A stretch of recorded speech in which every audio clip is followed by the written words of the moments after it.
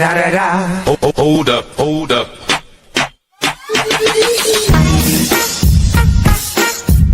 Yeah. Hold up, hey, woman. Hold on. Let me finish my point, you jerk. You don't call your dad a jerk. Well, you're being a jerk.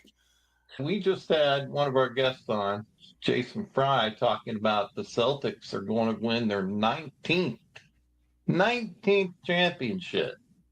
So what have you got to say about that? Who this Jason Fry character is, he was talking about doing hard shit. Well, his prediction is bullshit. Okay. All right.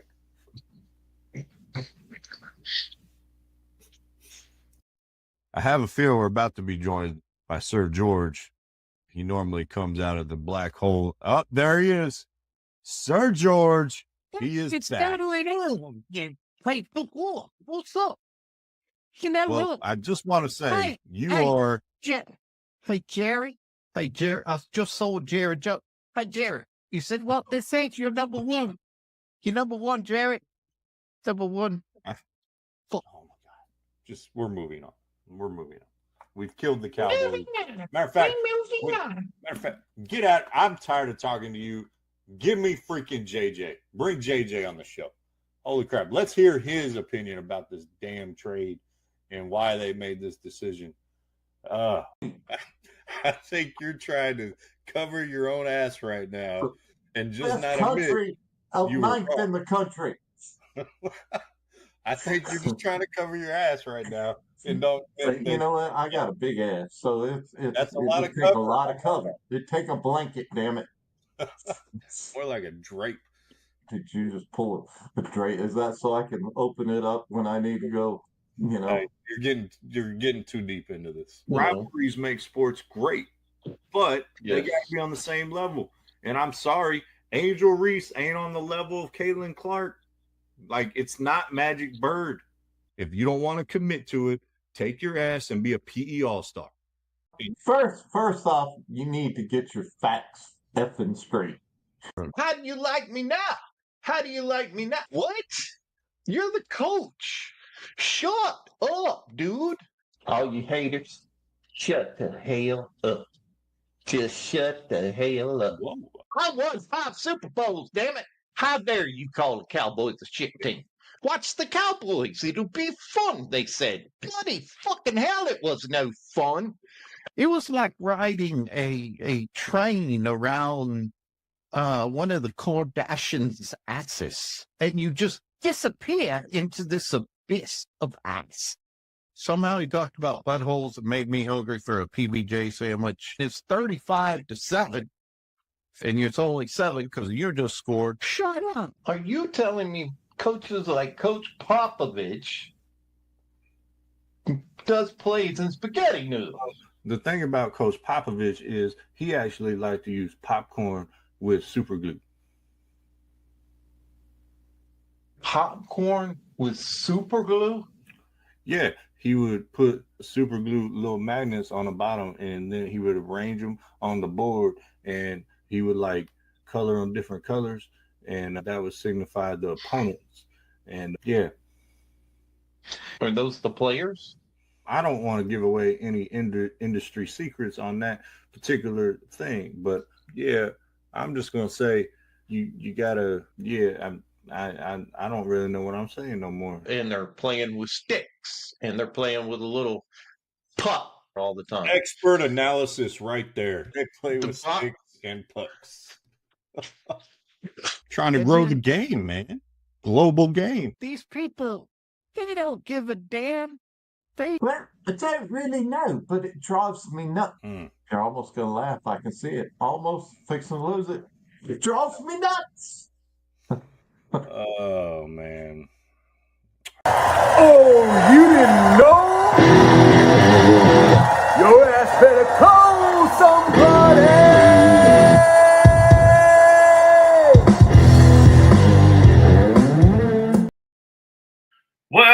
Well, we are back. Welcome, ladies and gentlemen. I am Casey, the Remix Schedule. He is the bald and the beautiful Eddie, the original schedule. Say hello to the people. Howdy, how's everybody doing? I am glad to be back now that you've had to do your one solo after you forced me to do 4 solos. But I've done plenty of solos. Don't be complaining. By the way, cheers. Pouring out of my brand new canter, by the way. Yes.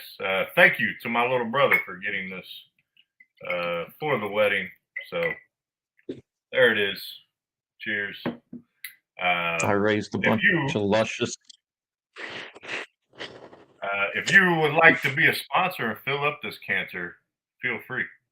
So little shameless try there. So all right. Well, before we get to the rundown and our guest today, that he should be, well, actually, he's already on. I'll bring him on here in a second. We start every show with a joke. The old man tries to make us laugh. We're going to see here in a second if our guest is laughing in the background down below us. But go ahead, hit us with the joke, my old guy. Well, I was talking to my wife, and you always have to be very delicate in your conversations, but I just told her that she's drawing her makeup on her eyebrows. She's drawing it too high. She looked surprised. Get it? Eyebrows up, look surprised. Don't laugh. Well, that may have been the worst one yet to this point. All right, folks. Yeah. Give you the rundown, and then we'll get to our first guest in a while. It's been a while since we've had someone on. We got NFL football going down memory lane with the Dallas Cowboys. We're going to ask some questions. Who's the best 88? And what were the 90s teams really like? From the old man's perspective, from my perspective, since I was a little child. We got all-time Rangers, all-time Astros list, MLB All-Star snubs. And a big debate today is probably going to take a chunk of the time is, are sports becoming elitist? We're going to talk about that from a high school coach's perspective, from a parent who may have spent some money on some children to play some sports. Coach J Kid's going to be in the house. How's it been going with Cooper Flagg? Sir George, did I see him at Buckingham Palace or did I not? He will answer the question tonight. And how do we define greatness in sports? And Angel Reese, seriously? Yeah, we're talking about Angel Reese again. And some NBA players just don't want to win. And is it the beginning of the end already for the Oklahoma City Thunder? Interesting question there. But yes, my beautiful wife says cheers. Cheers, thank you. Better drink if I'm going to say cheers. All right. Our guest today, if you've been paying attention to the post all day long, I know it went off all over the place. I've been talking to this guy. Great dude. He is an Aggie. So that's number one why we kind of connected, I think. And he has a foundation called the Whiskey Valor Foundation. His name is Luis Martinez Jr. Let's bring him on in. Luis, how you doing? I'm doing good, Casey. Thanks for having me. Absolutely. Well, we appreciate you coming on. I know you're a busy man. Whiskey Valor is booming right now. Yeah, it's taking a lot of time, but I always tell people can't complain when I get to hang out with some fellow vets and drink whiskey. Absolutely. So if you come across anyone, we could have this laser engraved to be a sponsor right here. Okay, I think we can make that happen. The whiskey of the week, which right now we're cheap. We just want alcohol and maybe $30 to sponsor us. That's all we need. Pretty much it. Well, Luis, why don't you go ahead and tell the folks what Whiskey Valor is, why you started it, and then we can kind of follow up on that. Yeah, so Whiskey Valor, we're coming up August 9th will be our 1-year anniversary. It came about because I was not feeling fulfilled at work, so I was trying to find something to help, fill that space and that void I was kind of having. and how we met, Casey. I went through Jason Walker's program, VetMap, and I happened to look back at that work I did, and I was like, man, I spent all this time with Jason. Might as well go check out, the work we did together. And I realized the reason I was feeling that unfulfillment is because I wasn't living up to my purpose and my passion and my strengths. So did some, I don't know if soul searching is the right word, but it's just some reflection and try to figure out, hey, what would meet that criteria? And to me, I was like, I want to serve fellow vets and their families. And the fun part of it is I like whiskey. I like to drink it. I like to learn about it. How can I bring those two things together? And after consulting with some friends, that's how Whiskey Valor came about. And we use single barrels of bourbon and whiskey to raise funds and awareness, support veterans and their families, all while promoting mental health awareness and responsible drinking initiatives. Very cool.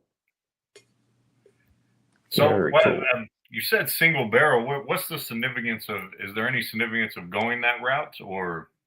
Yeah, so a single barrel, whenever you go, you have a bottle that's a single barrel. I can grab one, for example. Here's one of our most recent releases, Blue Bolt Rye, that's benefiting us buying 25 NCO swords for active duty Marines, corporals and sergeants. But the whiskey that's in here all came from one barrel, and once these bottles are gone, that flavor profile is gone as well. So when you go to the store, if you see something that says small batch, or think of Buffalo Trace, that's batch whiskey. So they put a bunch of barrels together to get an even profile. And there's nothing wrong with that, because let's say you're traveling in Texas or you're visiting me in Virginia, you want that Buffalo Trace to taste the same no matter where you're buying that. So that's why that stuff's made that way. But this is going to have a unique profile, and you probably won't have something that tastes just like it ever again. It'll be similar, but different.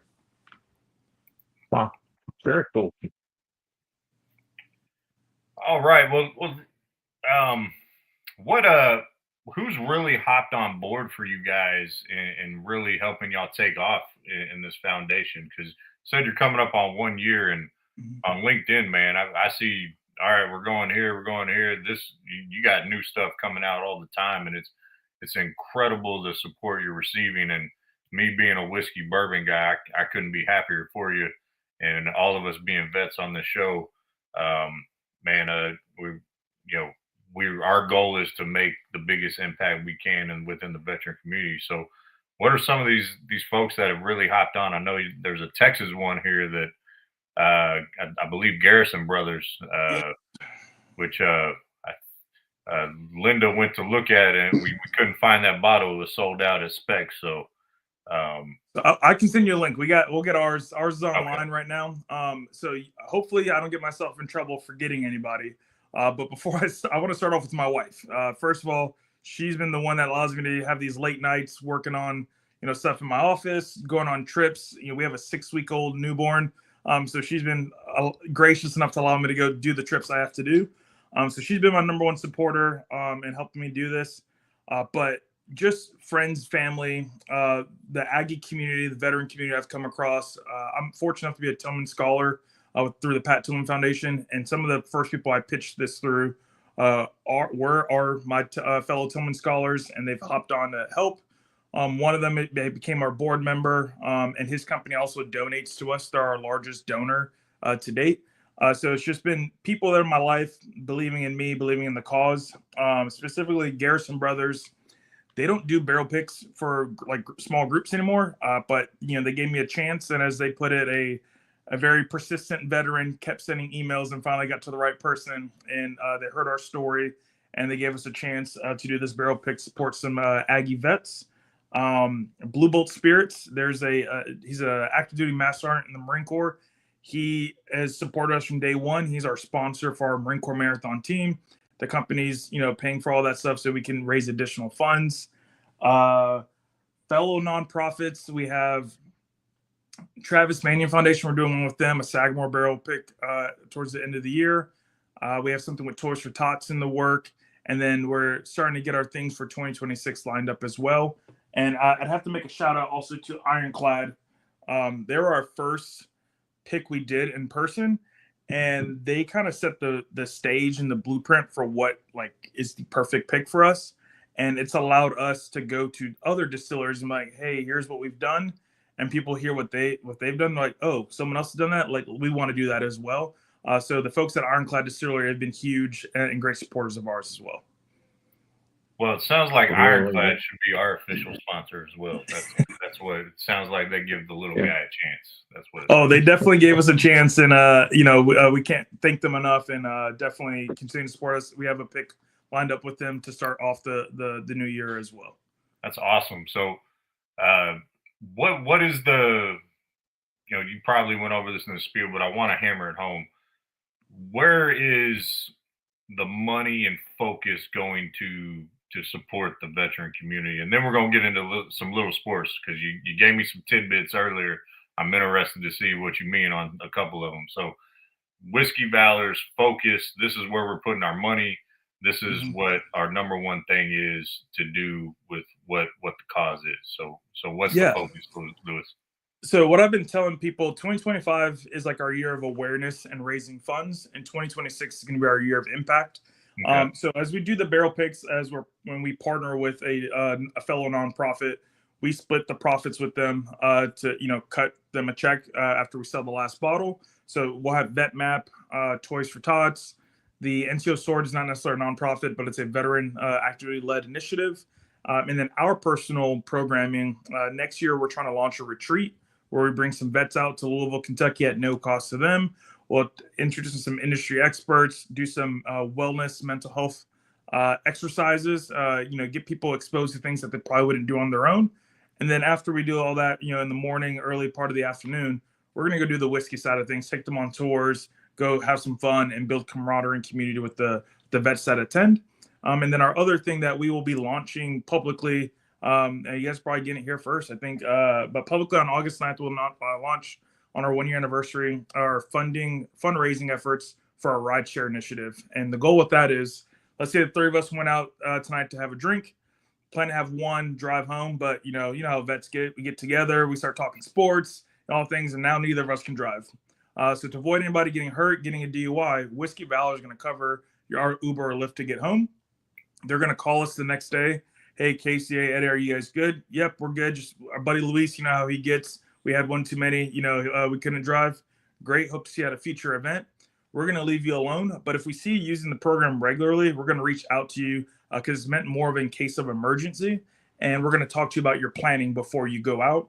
But if we realize it's not a planning issue, Casey, let's say you're struggling with a financial issue, a breakup, stress from work, whatever that issue is that's causing you to turn to alcohol, we're going to get you the help you need so you're not using alcohol as that mechanism to get rid of the pain you're dealing with. That's really cool. Very cool. So is your background, Lewis, you're obviously a vet then too? Yes, What I served service? 5 years in the Marine Corps. Oh, very cool. Simplify, my friend. Yes, I thought I'd go Navy. My dad did 33 years, but life had different plans. Decided to go Marine Corps instead. He's a devil dog, and we're devil dolphins. That's what I like to say. So. Yeah. Some of us actually went to sea. So, I'm probably sure Luis has more sea time than I do. So I don't. My wife does actually. She went on a MU Marine Expeditionary Unit, and she likes to give my dad. He was fortunate enough. He did a lot of overseas tours instead of going on ship, and she jokes around that she has more sea time than him. In 5 years than he had in 33. Well, I did 10 years and I didn't step foot on a ship. So hey, to me that's called being smart. Exactly. And here's the fun thing. He wants to give me shit about this, right? But I was literally at MEP signing my contract, and I looked up at some of us had to be the top guns of the family, You so weren't a pilot. Don't even go there. I literally look at him and I go, I know I'm joining the Navy, but what's the best way for me not to go on a ship? And he's like, go TAR, which is a program within the Navy. It basically it's its own like section of the Navy, and they don't really go. There's very few TAR. They changed their name to FTS, and now I think they're actually back to TAR as their name, TAR. And so like he wants to give me shit, but he's the one who gave me the game plan. Like he's just mad at me for executing the game plan. Like, I never said I wasn't going to give you crap over it, So it's just like Jacob, my grandson, who's in the Coast Guard. he doesn't realize he's going to get crap because he's in the Coast Guard. You know, I Yeah. have one of my relatives asked me one time, well, what's the difference between the Navy and the Coast Guard? I said, deep water, shallow water. There you go. So Yeah, so even me and my dad, he was, all for me joining the Marine Corps. Just the Navy, they wanted me to do nuclear engineering, and they didn't want to do that. But it's one of those things that today, like, we obviously respect each other's service. But if he sees a funny meme, Marine Corps, he sends it to me, and if I see a Navy one, I sure as hell send it to him, to make fun of him. 100%. yeah, I got a buddy. That's part of our brotherhood, right? Is to make Mhm. fun of the other services, but at the end of the day, we got each other's back. So For sure, 100%. Yeah, I got a buddy. He's probably not watching because they're probably on their way back from Colorado. I go to a Colorado trip with a bunch of guys every year, and Linda went with us last year, and it was just a fun trip. And he's a devil dog. He's a leatherneck, and so I'll send him something every once in a while, and it just starts the fun of the back and forth. So we're like brothers. We fight, but if you mess with one of us, you got to deal with all of us. So Exactly. well, Luis, you went to A&M, so check mark number one, but strike number one. You're a Jaguars fan? Yes, I am. oh my goodness. As I mentioned, I'm so sorry. I just turned 34, right? My dad did 33 years in the Navy. He's been retired for almost 4 years now. So at the time, he had been in the Navy, longer than I had been alive. But Jacksonville is where I hit those like high school years, really started getting into football. And, I'm a Jaguar fan, so I'm going to be real. We're not especially back in that time, we weren't really good. So tickets were very cheap through the USO office on NAS Jacks. So we could go the whole family for less than $100, a family of 5 to a Jaguar game and have really good seats. So got really into it. And that's my team. He's from upstate New York, so he's a Bills fan. So I'll root for them when we're not playing each other. But when we are playing each other, I'm a Jaguar fan, and that's who I want to win. Yeah, that's like when I was in San Diego. You could go see the Chargers any day for a very cheap ticket because it was tough. So even though they got to the Super Bowl there for one time, but yeah, it's kind of the that Jaguars, way. when they came into the league, like they hit the ground running. I think they went to the AFC Championship. Well, they had a good coach. Yeah, their first Tom Coughlin and Mark Brunell, Jimmy Smith. Who was that running back in the day? Fred Taylor? I think it was before Fred Taylor. I'm the worst at recalling. I should know this, but I probably had his football card at some point. So that explains the Jaguars, and you are in for a life of punishment with them. Are you a Trevor Lawrence guy? Are you happy they re-signed him long term for all that money? No, I'm not a Trevor Lawrence hater. I support him, but I think we should have given it one more year before we signed that big contract. We'll see this year. We got him a new weapon, a wide receiver and another defensive player. But I don't know. I think it's just part of the nature of football right now is that, and I think Jaguar history will show that as well, that if we don't pay them, they're going to leave somewhere else and go get paid. So they kind of had to step up early, write that check. So he stayed in Jacksonville. Oh, Hollywood. That's what I call him because he looks like Hollywood from Remember the Titans. Oh, I've told you this before. His nickname was not Hollywood. It was Sunshine.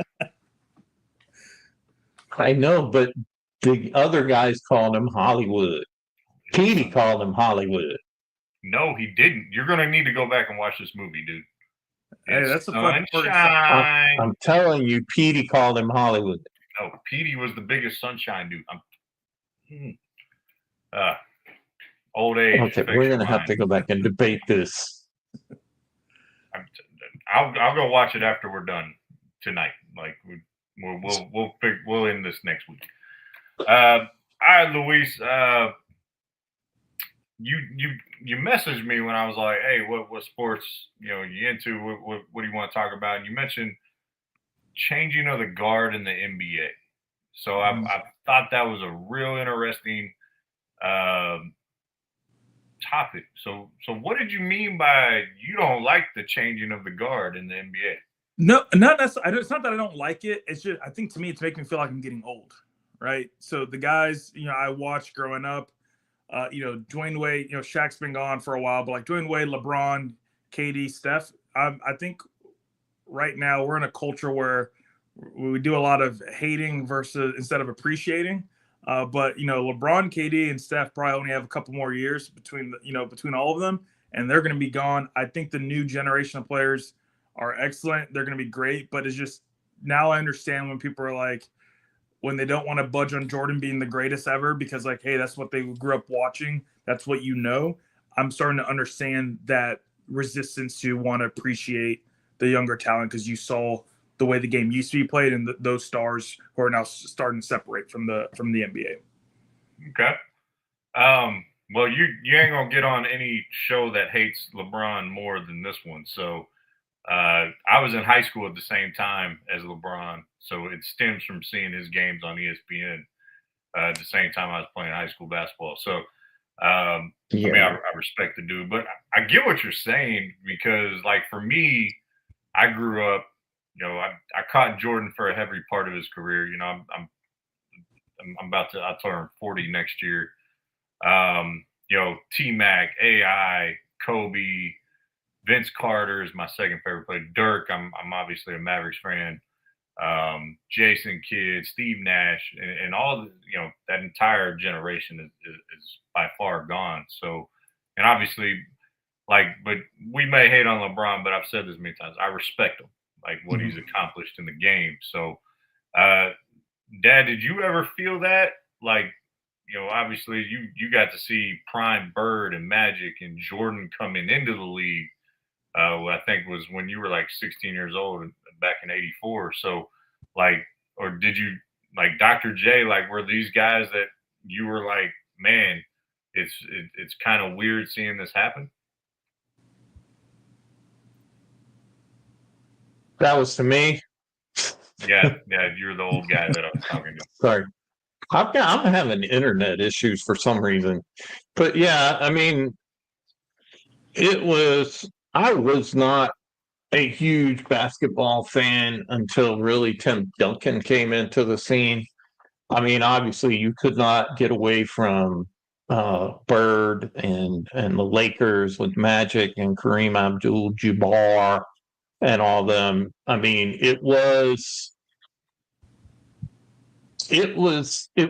the same as this whole LeBron thing when he came in because I don't think a lot of people knew a whole bunch about Michael Jordan. Obviously, you didn't have the internet and all this other stuff you have now.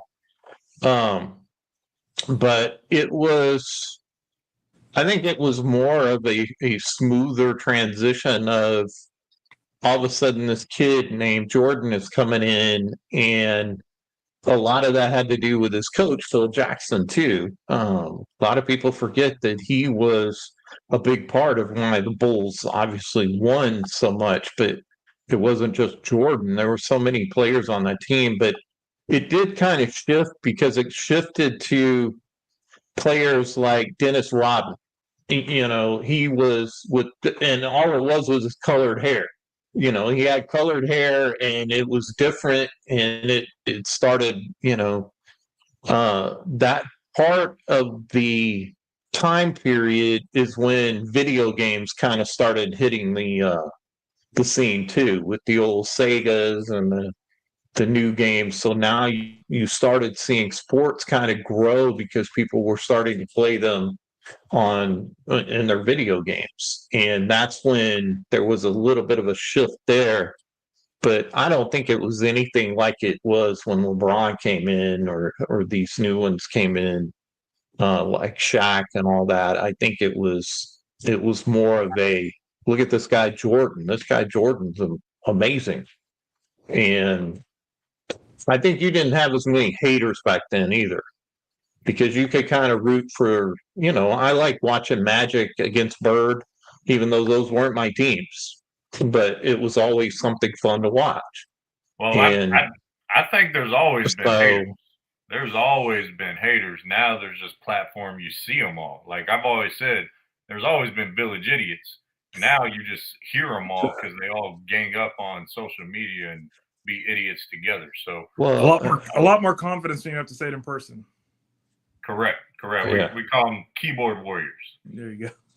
Keyboard warriors. Yeah. You mentioned the video game. That part of it was huge, especially after PlayStation came in and graphics started getting better. The first, and honestly, we used to, my dad was heavy into computers. We used to play video games on computers because the graphics were better. Mm-hmm. We used to play Madden on the computer all the time, but the first game that had Jordan in it was NBA Live 99. Like officially had Jordan. They used to just have a bald guy number 99 in the video game on the Chicago Bulls that was not Michael Jordan. But yeah, man, the changing of the guard is always interesting, and you go through it and you see the different generations and their opinions. Because I didn't see Jabbar, I didn't see much Magic, much Bird, Oscar Robinson, Bill Russell, Jerry West. The list goes on and on. Only highlights and really, maybe some breakdown, but yeah, it's always an interesting feeling when you go through that. I mean, I did it with the Cowboys when the triplets left, and you kind of feel that change, and like when Romo and Witten and Dez all left, and it's a weird feeling in sports. You know what I mean, Luis? Yeah, because I'm sure there's especially younger generation. Tony Romo is a broadcaster, not a quarterback. Right. They're probably shocked to hear that he was a Dallas Cowboys quarterback when someone tells them. Yeah, and eventually Tom Brady's going to be that to people. Yeah, that's going to make them feel really old. When people are like, Tom Brady played quarterback? What? Yeah. Yeah. And then on top of that, not only y'all have me thinking, not only is it like the younger generation of player, but it's the international player. I've been recently, in between free time, been watching the Netflix series about the Olympics. And, the Olympics used to be a cakewalk for the U.S., right? Hey, we're going to show up. We're going to get our medal, with the dream team, when they took over. But now, our Team USA has to show up, and we have to bring our star players. Because if we don't, we may not win. We may not medal at all. That's how good the international talent has gotten. So that's also been unique to see that, I remember growing up, Dirk was the big international player, but there's just so many now that the game is definitely very international compared to when, I remember in high school. Well, 2 out of your top 3 NBA players right now are slow white dudes from Europe. Well, I mean, you could argue SGA. He's number 1. He just won MVP. You can argue that. I said 2 out of the top 3. Sorry, it cut out. I heard top 3. Yeah, 2 out of the top 3. I mean, Jokic and Luka Doncic, are slow, unathletic white dudes from Europe, and they dominate the league, which is insane to me. But very assuming, if I saw Jokic, I wouldn't think he's an elite basketball player. You just be like, damn, that dude's tall. Yeah, and I know a lover of horses. Yeah, I heard they're already working on LeBron's statue in L.A. It's going to be basically him laying down on the ground, looking up the ref, going, "What?" So that'll be a change. That was better than your dad joke at the beginning of the program. Yeah. Well, Luis, I want to say I did ask for your QR code when I loaded it on here. It all the white was really faded black for some reason. It wouldn't load on here. What info can you throw out there? We'll share it as well. Where can folks find Whiskey Valor other than where I find it on LinkedIn? Yeah, so we're on LinkedIn, Facebook, Instagram. If you on Instagram at Whiskey Valor, whiskey with an EY, and then if you go to our website whiskeyvalor.org, it's still work in progress. We're continuing to add things, but we have our shop on there. You can get whiskey branded items. For example, something like this is a bottle flight, has our logo on it. And what's pretty cool is it comes with 4 2-ounce rubberized glass containers, so you can travel with your whiskey. and they're TSA compliant. So if you wanted to, go through, they're not going to take you or make you pour out your whiskey. Yeah, just look up Whiskey Valor, and then also shoot me an email, Luis, Luis at whiskeyvalor.org. We don't know everything. We're still learning. One of the reasons our mission is very vague in the sense of using whiskey, to raise funds in order to support veterans and their families, is because the problems and the things that affect vets and their families is ever evolving, and we don't want to be stuck in one lane. We want to be able to adapt as a new problem set arrives. So let us know what's affecting you, or that something that might be, hey, it'd be cool to see this event. We're out of Virginia, but we're trying to grow nationally. So please reach out and let us know how we can help. Awesome, man. I got the address right there, right? Whiskeyvalor.org. Yep, that's it. Damn. Whiskeyvalor.org. By the way, I love the travel case you just threw on there.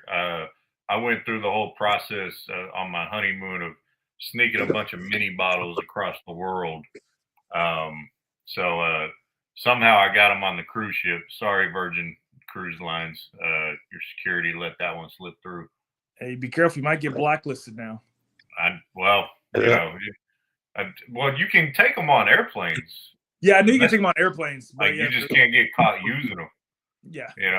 Which most flight attendants will, let you slide on that. But as long as you ain't advertising and you're not rambunctious. Yeah. Or just be a good person. I remember I was on a flight once, and they're like, "Hey, no personal alcohol." And a guy pulled out like a couple of the small ones. He was like, "Hey, if you don't tell, I'll give you one." I was like, "Hey, man, I'm not going to tell anyone." He was like, "I'm going to give you one anyway." And so he gave me one. And so definitely was going to tell on him when he shared it with me.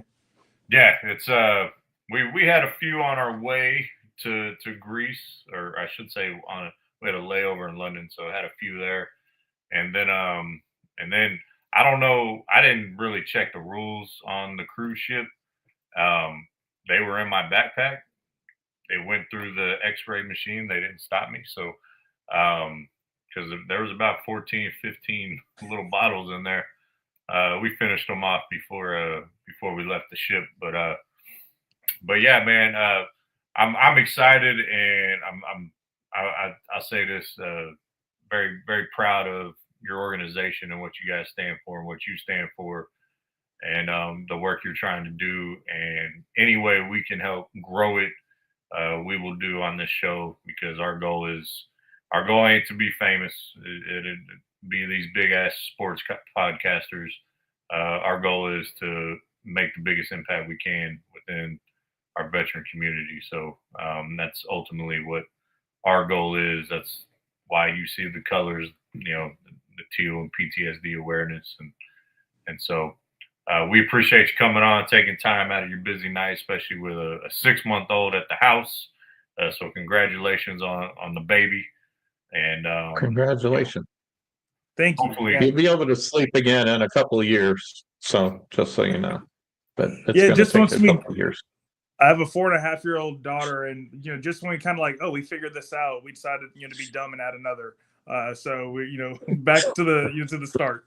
Well, hopefully I can join you in the newborn and youngin department here soon. So, but yeah, man, thank you for coming on again. And like I said, anything we can do to help the cause, you just let us know. Come across a company that you think we might will jive with and mesh with well, send them our way, and vice versa. And we appreciate everything again, Luis. First, thank you, gentlemen, for having me. Casey, I'm glad our schedules worked out, because I know we were supposed to do this a while ago. You decided to go get married and travel the world, so we had to delay some stuff.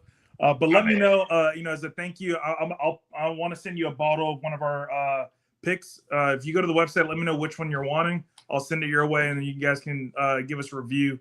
Let us know how it goes for your. What is your whiskey segment called again? We call it our whiskey of the week. Whiskey of the week. Okay. So I have a counter full of different whiskeys, and like today I just chose the one I put in the canter that my little brother bought me for my wedding. By the way, I did not. I have a ship canter as well. I put my old faithful in there, my red stag in there, but But but yeah, just looking for, just kind of something we both enjoy, a good whiskey, good bourbon. I love bourbon, and so one of the things we got for our wedding too is can't really see it in the cup. Maybe you can. It's the circle ice. Mm-hmm. So just throw that in there and let it go. So up in my game these days. Yeah, and then we'll also have to once we get our calendar for 2026, let you know to get you on a barrel pick as well, so you can experience that. Oh, that'd be incredible. It's a lot of fun. You learn a ton. Just I always tell people it's more than just drinking whiskey. We've had guys go on trips and are now friends because they met there and now hang out and reach out to each other. So it's about building community. Whiskey is kind of like that thing that brings them in, like, hey, come see this cool stuff, but they don't realize now they're building community. And one of the things we're doing in the future, we're adding more community service events to our calendar. So it's just gonna be a great time for vets to get together, build community, and drink some whiskey. Absolutely. Very cool. That'd be an incredible opportunity, an incredible trip. So thank you again, Luis, and go get some sleep if you can. Appreciate Oh yeah, I'll try to go sneak some in this evening. But thanks again, gents. And if you ever need anything from me, please don't hesitate to reach out. Absolutely. Take care, brother. Most definitely. Appreciate it. All right. All right. I think it's about time for a commercial. Take a little break. I figured you were going to go that route. Thank you again, Luis, for coming on. Great foundation there. Yep. whiskeyvalor.org. It was on the screen. So, well, cheers, and we'll catch you on the flip side of this commercial. With the big idea, but no idea how to turn it into an app? With Easy App AI, if you can think it, you can create it. All you have to do is tell the AI what you want: a course hub, a client portal, a booking system, a digital product, you name it, and our platform helps you build it in record time. No coding, no developers, just your idea brought to life. Because today, speed isn't a luxury, it's a survival skill. And Easy App AI gives you the power to move fast, look professional, and scale your business without the tech overwhelm. And the best part, you're not doing it alone. When you join, you get access to our supportive community of creators and step-by-step training, so you're never stuck or guessing. We're here to help you launch faster and smarter. And yes, you can get started for free. So if you're ready to stop dreaming and start building, Easy App AI, say it. Build it. Launch it. All right. There we go. So our logo was covering it up there, but it's easyappai.com. It was covering up the top .com. Gonna have to fix that promo for that one. But yeah, it's getting a lot easier to make your own apps and everything, and that's what that is all about. Check it out, and if you can think it, you can build it. All right. Well, very good. That was really cool. Love people who are helping out the veterans, and I like how they have a program to help out if people are drinking and they want to drink a little bit and they can get them home and all that. That's pretty cool. 100%. Awesome stuff there. That's our goal, is to connect with organizations like this and spread the word and get into make an impact in the vet community. Whether it's PTSD, whether it's homelessness, whether it's, he mentioned they're in cahoots with a bunch, from Toys for Tots to Wounded Warrior. I mean, all that stuff is awesome. So, all right, folks, let's get into some sports. That's what we're about. And no more Jaguar talk. All right. No more Jaguar talk, because that's depressing. So let's talk NFL. NFL, not a ton going on. We got training camp starting here in a few weeks. Dallas Cowboys. We got some running backs who don't know how to use fireworks too. Did some people blow out fingers? Najee Harris, the Chargers running back, he didn't blow off a finger. He actually almost put his eye completely out. And it was a fireworks incident. He, Harris, if you remember him, yeah, he was with Pittsburgh for a while. But you would think, when you're making that much money in the NFL, you could kind of go to a show and have someone else shoot off the fireworks. But yeah, he said it's a superficial injury. But could you imagine if a running back put his eye out with a bottle rocket? What that would, I'm sure they're having some meetings, and there's going to be new policies about fireworks, which it gets me. In California, they don't allow fireworks anywhere because if they start fires. It's all has to be regulated and all that stuff. So, I don't know Was if he he in was in California? California. I don't, not sure. Oh yeah, it says he was in. I can't even pronounce this place. Antioch, Antioch, California. Is where it Sounds like happened. he was So doing yeah, some illegal shit. yeah. I don't know. Anyways, I don't They know. might have California's got parts of stupid rules. California that allow it. I don't know. I remember, speaking of fireworks stories, I remember there was a time that you and Uncle Frank almost lit an entire pasture on fire. I don't know what you're talking about. I know exactly what I'm talking about. We were out at Grandma's in Hubbard, Texas. If you know where Hubbard, Texas is, that Hubbard, means the you are from Texas. There's no one outside of metropolis that Hubbard is.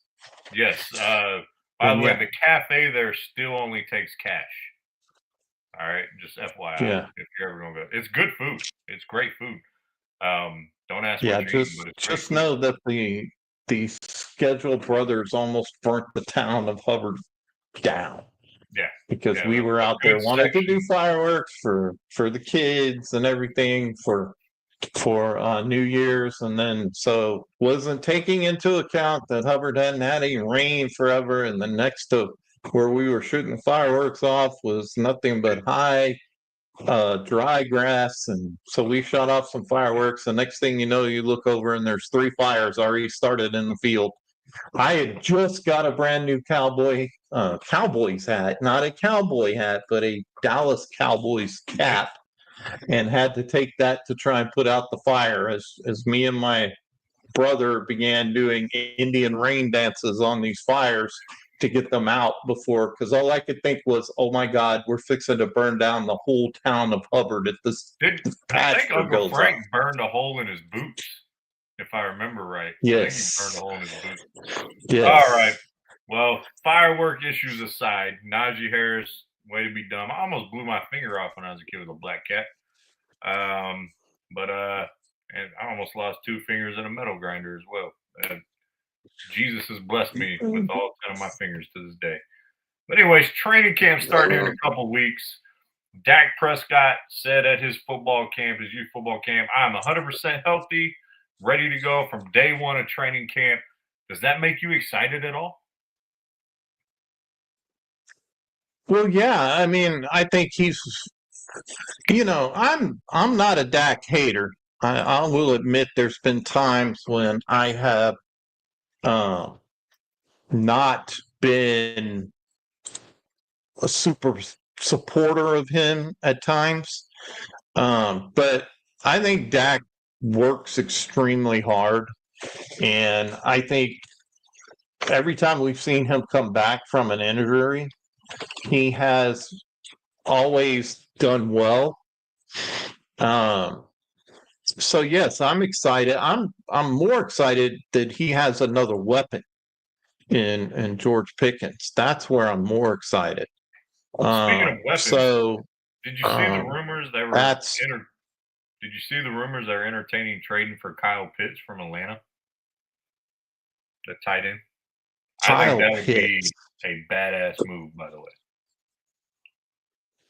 No, I did not see that. I did. And what were they talking about trading? I don't know what they were giving up or potentially giving up. I just think that would be an amazing move if you had Jake Ferguson as your number 2 tight end and Kyle Pitts as your number 1.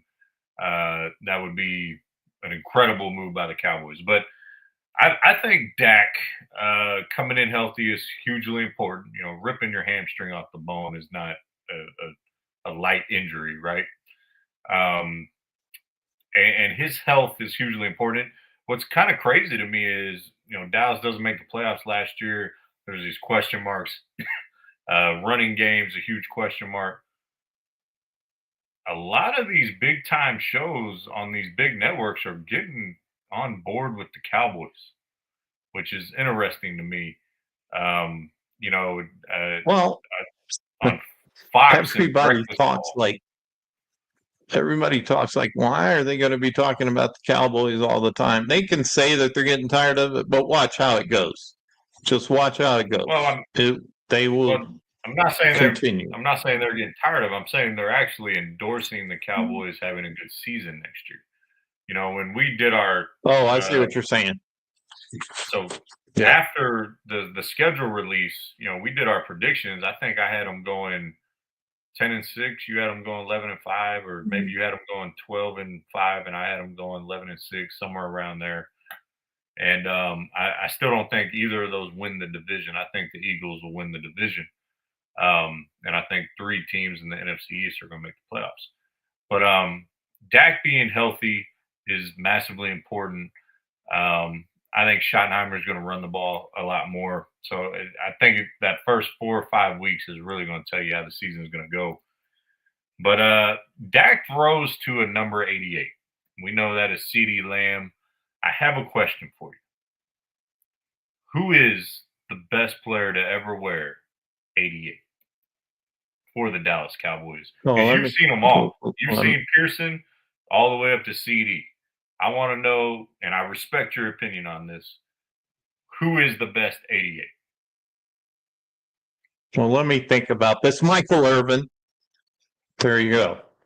I mean, you have Not to even go a by debate. championship, and you have to go by what he did during the time he played. Now, you're not going to believe who I say is second to him, because, or maybe you will.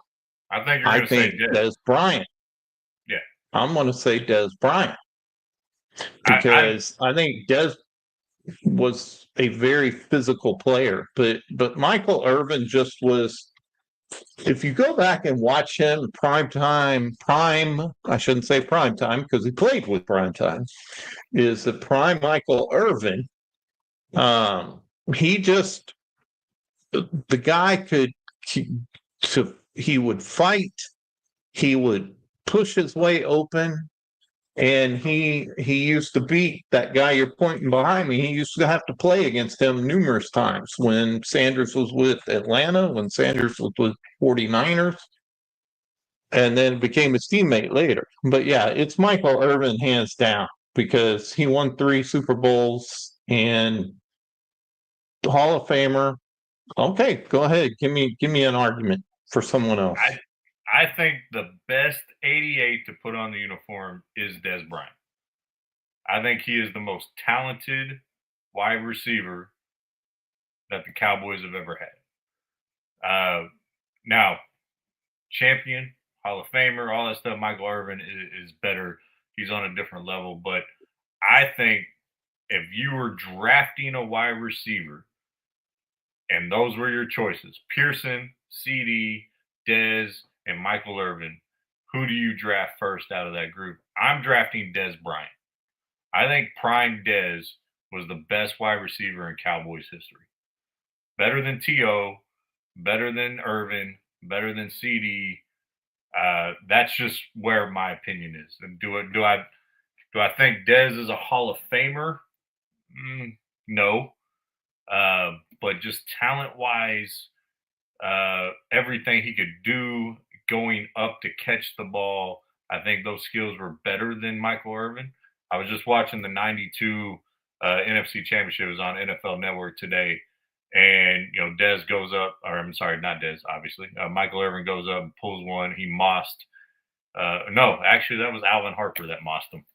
Never mind. That example is not going to work in this discussion. That was Alvin Harper up the right sideline. But see, so I you just mentioned something.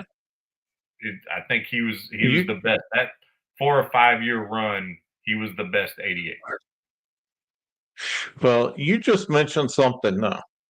It's just it goes to Mike Irvin's wingman, and Alvin Harper doesn't get enough credit for what he was able to do. A lot of the long touchdowns that Troy Aikman had were not to Irvin, even though he had some to him, but to Harper. Harper was just as big, if not taller, than Irvin, and he just was such a compliment. And that's why I'm excited about the Cowboys season this year, because CD is now going to have that compliment to him that, to me, Alvin Harper was maybe just one tier below Irvin as far as how he played. Now, because Irvin was on that team, obviously that was Aikman's. If you remember, Alvin Harper was my favorite player in the early 90s. That before he left the Cowboys and stupidly went to Tampa Bay. Alvin Harper was my favorite Cowboy. And then it was Emmitt Smith, and then you kind of go down the line, Irvin, Aikman, all those guys. So yeah. I explicitly remember Alvin Harper. Extremely underrated. Now, I don't totally disagree with you on the talent of Dez Bryant. But the problem with Dez Bryant that cost him basically his career being long was that he could not, in his later days, he just, for some reason, and I don't know if I put this all on Dez. It could have been the offensive coordinator and the fact that they had some pretty lame coaches, that he did not seem to run his routes as well. Irvin did. Irvin never had an issue with that, even when he was older. So, what do you claim? Are you talking about Jason Garrett, Mr. Clapp? Yeah, that's part of it. But they went through a few people while Dez was there. So, I think, did you already put this up here? I don't know if you did. You were looking down. I was going to get to that here in a second. I do love this scenario. We weren't there yet. Yeah, if I was drafting a team, and then you think about the quarterback throwing it to it. I actually think the most talented quarterback in Cowboys history is actually Tony Romo. I say talented. He's not the best. That's Aikman or Staubach. It's probably Staubach was the best quarterback in Cowboys history. I do think the most talented quarterback. He didn't live up to the talent. He didn't win a championship. He didn't accomplish the things the other guys did, and that's why he's not above those two. But Tony Romo as a passing quarterback was to me is the best, and him throwing to Dez Bryant was art a lot of the time. It was absolutely gorgeous. And so, well, see, and this goes to the issue of what is all of those times. Dez Bryant, you look at Romo's receivers. He never really had two good receivers. Now he had Dez Bryant. What was his number two? Terrence Williams, but he did have Jason Witten his whole career. Well, yeah, Jason Witten is, if without Jason Witten, Tony Romo is not Tony Romo. Okay, because Witten was what helped when Tony Romo was running for his freaking life. He could find Witten to get open and get him out of trouble. But my thing is that, and why Romo they were never able to get to the Super Bowl is they never had those two receivers like Irvin and Harper, you're going to have this year with Pickens and CD and the problem with that is, and you know this, is that Dez Bryant, he got doubled a lot because there wasn't someone else that besides Witten that they were scared of. Yeah, they've had a few guys come through there they tried Megatron for a little while. They tried Calvin Johnson. What's that? They They did not bring in Calvin Johnson. I don't know what you're talking about. Well, he did Are play you for talking the about Terrell Cowboys for a Owens? little while. No, I'm talking about Williams. Roy Williams? But the receiver Williams. His nickname was not Megatron. Megatron was What Calvin was his Johnson nickname? in Detroit. Roy Williams was just Roy Williams. All right, I got to look this up because But I'm going to tell you that. Let me. The year that I thought was the best chance for that crew to win was 2007. That was before Dez even was in the league. That was Terrell Owens, that squad. T.O., Marion Barber, Jason Witten. So in that year, that I think they had Terry Glenn as well at the wide receiver position. Actually, let me. No, it's Patrick Creighton. Patrick Creighton was the number 2 wide receiver that year. So a solid number 2, not dominant. You know, I'm going to get into this question while you're looking that up. Pickens' biggest plays last year were outside numbers down the field, City works in the middle of the field. I do think the chemistry here is good. I do think they complement each other. And that dynamic is really good if Pickens comes to work, if he has no off the field issues. And I think he's going to be on his best behavior because he's in a contract year. Cowboys didn't do something stupid like pay him early. They want to prove it. I think if he's on his best behavior for about 5-6 weeks, then you better talk about extending him then if he's playing well, because then you're going to get to the off season and you're going to have to try to pay him $30 million plus, and you can't be paying 2 wide receivers $30 million plus. It'll be a 1-year rental that you're going to lose for nothing. Yeah. So Derek, your point that these two complement each other, I do like that. To your next question, does Tony Romo win a Super Bowl with this Cowboys team? No, because I don't think the defense is there. I don't. I just. Well, I I'm going to say it's a different reason. The running game is still going to be suspect until we see what these new guys do. And if you look at any time the Cowboys won the Super Bowl, it was because they had a good running game. You know, you look to me, look historically, teams that win the Super Bowl have a good running game. Yeah, and okay, so yes, Megatron was Calvin Johnson. I don't know why I mixed that up. Roy Williams. Actually, I looked him up. It's interesting. Did you know he co-founded MVP Vodka? No, Roy I Williams? did not, and I don't like vodkas. That's probably why. One of these days, you're just going to trust me that I'm right on some stuff. One of these days, you're just going to trust me. You're going to realize that when it comes to you'll F it up at I'm some the best point. MFer out here. Okay, all right. You just Best MFer. Yes, I'm the best motherfucker. You know, that out here almost sounded like you're the best heifer. You have to be careful in Texas when you say stuff like that because you sound like you said I'm the best heifer. You know, no, I you didn't got say some everyone cowboy. here. You're Come the on only over. person with a set of ears that heard heifer. Everyone else on the I internet don't know. watching us live heard MFer, heifer, MFer, heifer. Right. I don't know.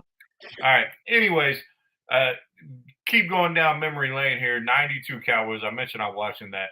Man, something that stands out when you watch these old games is the size of the pads. Like how massive the shoulder pads were in the 90s is hysterical. And listening to John Madden and Pat Summerall, which is awesome. I love it. Sometimes Madden makes absolutely no sense, and it's amazing. And so, my favorite line was, well, you got to get 10 yards for a first down. And when you get 10 yards, then you're going to have a first down. And then you're not on second down because you got your 10 yards for a first down. And that's what he just did. So Summerall was not immune to this hilariousness, by the way.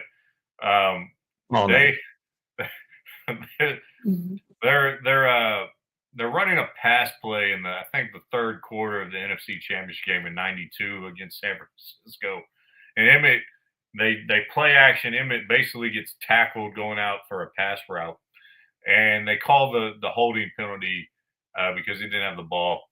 And Pat Summerall is like, well, that gives them an automatic. He went back to the first down reference 3 times after they had scored the touchdown, and how a holding penalty gives you a first down, an automatic first down on the defense. It was pretty hysterical. But those two are greatness. I love listening to old broadcasts.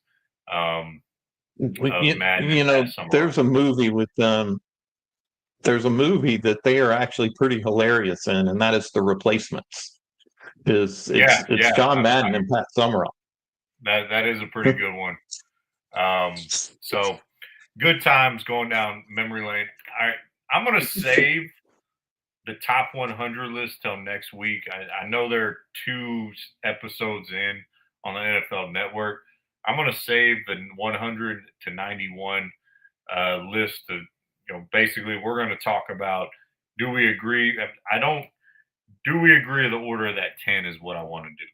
And should that 10 be a different order is really the approach that I think we're going to take. But I want to get to Major League Baseball real quick. And I also want to get to the NBA and Coach Jay Kidd as well. I have a feeling we got a lot of content. This may be a longer show, so strap in. The Fox Sports is doing this series on their Twitter called the all-time lineup for each team. And I'm going to start with the Rangers here. And so I'm going to put it up on screen and get your opinion to look at this. And do you think that they got it right? Because I think there is one glaring hole on this entire actually, now that I'm giving a second look, I think there's 2 glaring holes on this all-time Rangers lineup. In outfield, you got Juan Gonzalez, Josh Hamilton, Ruben Sierra, Adrian Beltre at third, Michael Young at short, Ian Kinsler, Rafi Palmeiro, Ron Washington, the manager, who I think that might be Bruce Bochy, DH, Frank Howard, whoever the fuck that is, and Pudge Rodriguez and John Wetland as your receiver. And, of course, Nolan Express as starting pitcher. So do you have an issue with what they came up with the Rangers' all-time lineup? No.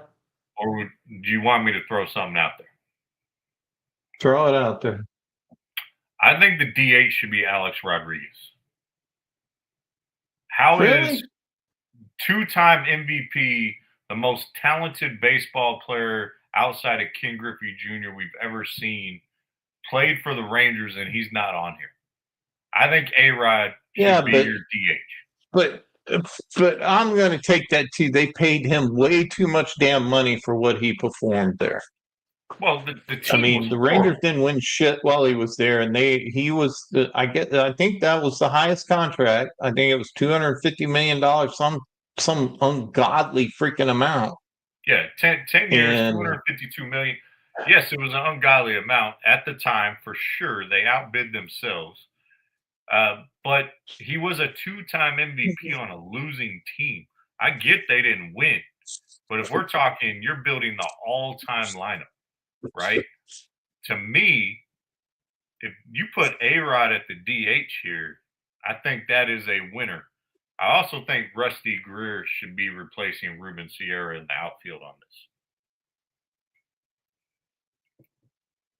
Yeah, no, I think based on what I see, did Sammy Sosa play for the Rangers?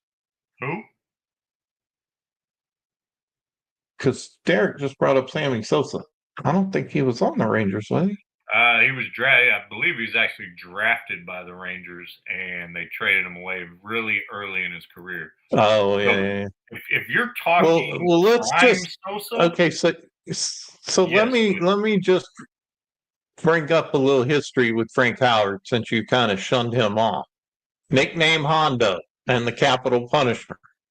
This dude solid nickname. 6'7", 225 pounds. Okay. He was primarily an outfielder and first baseman. The American League back in '73 introduced the DH rule. So it allowed him, he was with the Detroit Tigers at that point. He took that on and became a designated hitter. Yeah, I'm going to have to agree with you that it shouldn't be Frank Howard because they don't even mention in his history about him being with the Rangers. Yeah, and So I would go A-Rod and maybe Will Clark at the DH. Yeah, Will Is Clark might really be where I another would one. go with that. And so, oh yeah, and Sosa played in 2007. So good point there, Derek. If you're talking while Sosa was with the team, hell no. Prime Sosa, obviously yes. Roided up Sosa, you're damn right he's my DH. But you know, I don't think his time with the Rangers would qualify for me on that one. I love Juan Gonzalez, Josh Hamilton. When he was right, he was the best player in the game. Adrian Beltre, one of the greatest third basemen, especially defensively of all time. Pudge is the top 3 catcher of all time. I think the manager should be Bruce Bochy. I know Bochy has only been there 2 years, and Ron Washington was there for a really long time, and he's a really good manager. But Boch won the title. All right. And I may be partial because we have. Is that what you're going to base it on? The fact that he won title? And me, Bruce Bochy, yes, he got them over the hump. And you know what? I would actually probably put Corey Seager over Michael Young at this point. Yeah. I would put Corey I'm Seager still stuck over on Michael the Frank Howard thing. I'm still stuck on the Frank Howard thing because it skipped my mind that the Rangers, remember, were not always the Rangers. They were the Washington Senators. And that's who Frank Howard played for a long time. And he transitioned with them all the way to Texas when they did that in '72. Yeah. I mean, I probably am a little biased in my young man compared to Frank Howard. I don't know much about Frank Howard, but A-Rod is one of the most top 5 talented players we've ever seen in baseball. I'm not saying he's top 5 best. That's not what I'm saying. What I'm saying is top 5 talent. He is. I think the big reason he's not on there. People did not like how it went down with Alex Rodriguez in Texas. Didn't like it at all. It wasn't a great experience. I totally get that. But if you don't acknowledge the man's greatness, then that's on you. I mean, yeah, but most of his greatness was with other teams. It wasn't necessarily. I mean, he had a few good years with the Rangers, but most of his stuff was with the Yankees. Two-time MVP. The team sucked, but he was the best player in baseball while he was here. So that's what I'm saying. So sorry, Frank Howard, but I also think Corey Seager should be a shortstop. I get Corey Seager's only been here a couple years. And matter of fact, if you want to put A-Rod at shortstop and Corey Seager at DH, I'd be fine with that too. But let's move on to our next team. Let's go to the next one. Another local team here. We got the Astros. Okay, the Houston Astros. Mm-hmm. You got Lance Berkman, Cendeno, and Cruz in the outfield. You got Bregman, Correa, Biggio, and Bagwell, and Oswalt at the starting pitcher. Billy Wagner, Osmus and Altuve, and then Al Hinch at the manager position. What do you think about this group? I thought it was interesting they had Biggio at second versus Altuve. But they're both on the team. Well, lineup. So. Well, and that's the thing. Biggio played for a long time. I know Altuve has now too, but also Altuve's been moved to outfield. which I don't think Biggio was ever moved around like that. But he was part of the Bees, Berkman, Biggio, Bagwell. So I don't necessarily have an issue with anybody on here. You could throw in the argument for a little bit for pitchers because they've had some good pitchers go through there. Clemens, Andy Pettit Verlander. played for them for a while, you know. So you could really talk about some of the other pitchers, but I think as I look around, Justin Verlander. hmm? Justin Verlander. Helped him win a few championships. I do like the Billy Wagner. I think he's been the best closer, and now Abreu is pretty good now.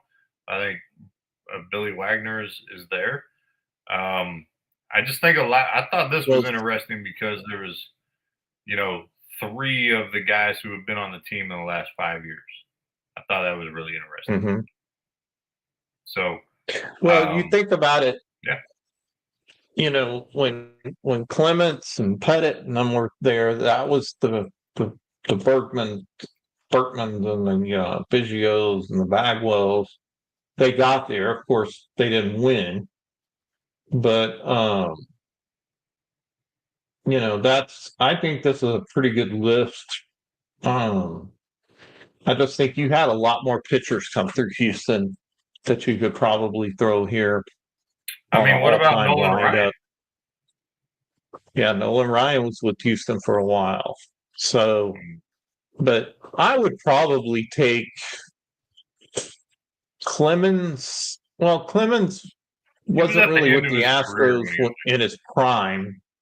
Yeah, so, his prime had passed. But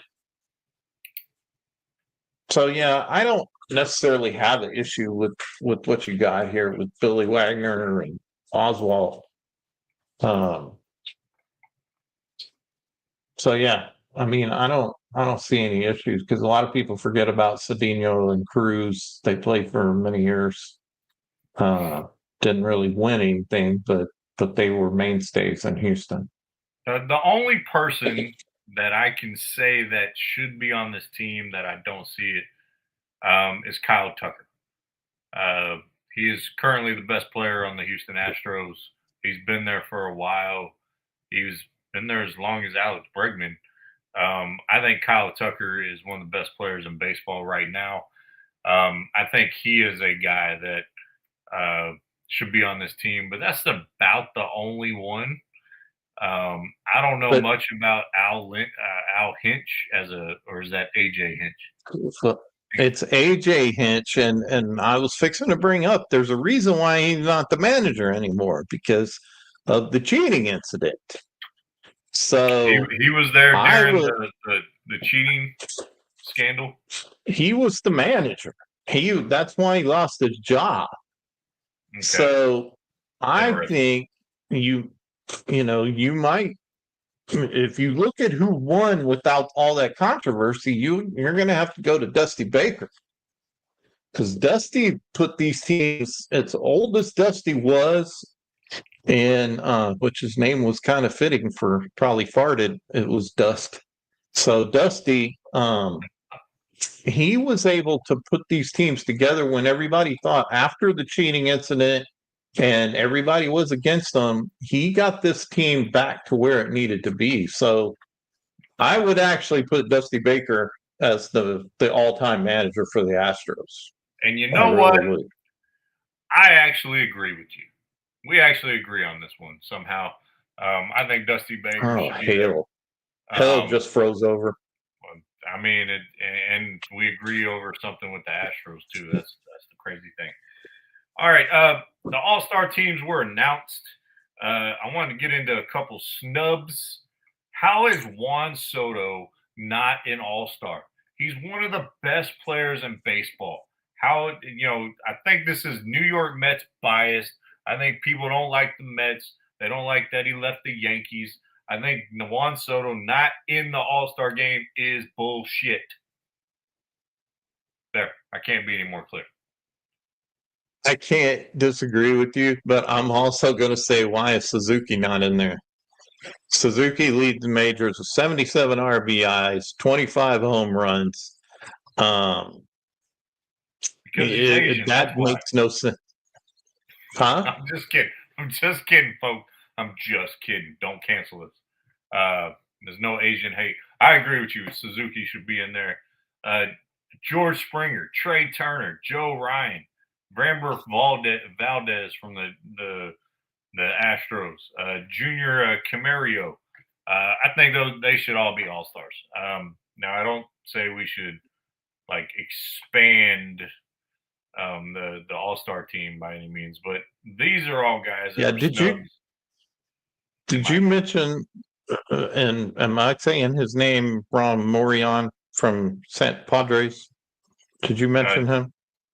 Adrian Morion? You realize his ERA is 1.8 and hasn't allowed an earned run since May 17th. Why is he not? He's with the Padres. Why is he not on that team? Hasn't allowed. Can you imagine a pitcher who hasn't allowed an earned run since May? And think about how many games they play. No, the only time you see that is video game shit.